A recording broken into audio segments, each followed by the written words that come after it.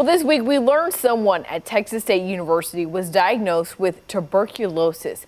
Gabriela Guel is an epidemiologist with the Hays County Health Department. She's joining us to talk about this disease. Gabriela, thank you for your time. Yeah, of course. I'm happy to be here. What exactly can you tell us about the TB case on the Texas State campus? So, of course, we can't share too many details just to protect that patient's privacy, but we are handling this like we would with any other case of tuberculosis, where the main priority is going to be to get this patient into treatment. And as our clinical staff here at the Hays County Health Department are working to do that, the epidemiology team begins to work on identifying some close contacts with that individual. Anybody who had sustained or repeated exposures to that patient is going to be receiving a phone call or some kind of contact from us, just so that we can make sure that they have access to a test so we can rule out any sort of disease. And with this case, we've been working very closely with the Texas State Student Health Center to provide education to the student body, as well as to give the student body some symptoms to look out for and things like that, so that the students really feel empowered so they can self-monitor themselves for symptoms. Yeah, you know, we learned, today is Friday, obviously, right? We learned about this case earlier in the week. How successful have you all been with your contact tracing? So we have identified a couple of contacts who were very close contacts to the individual. This is usually a process that goes on for weeks or even months.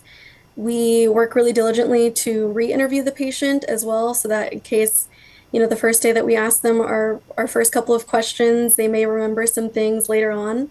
So this is a process that usually takes quite some time.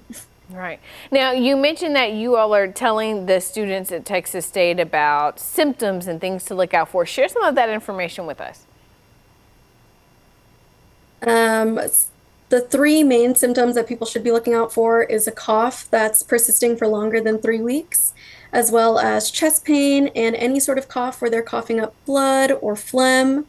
Some other things to look out for are going to be things like fatigue, weight loss, chills, poor appetite, night sweats, and fever. Okay. You know, according to the CDC, cases of TB have really been on the rise since 2020. How common exactly is tuberculosis nowadays compared to what they see in other countries? So, very luckily here in the States, it is not very common. That's mostly due to public health efforts like TB programs like the one we have here in Hays County and the one that is there in Austin with Austin Public Health. We also have efforts like surveillance staff who are looking at the disease trends and making sure that nothing seems out of the ordinary. Another factor that kind of contributes to TB being a lot less common in the States is going to be our access to healthcare here.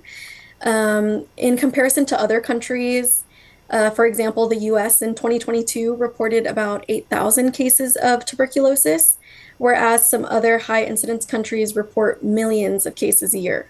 So again, it's not very common here in the States. It's not common. Is it very contagious, though?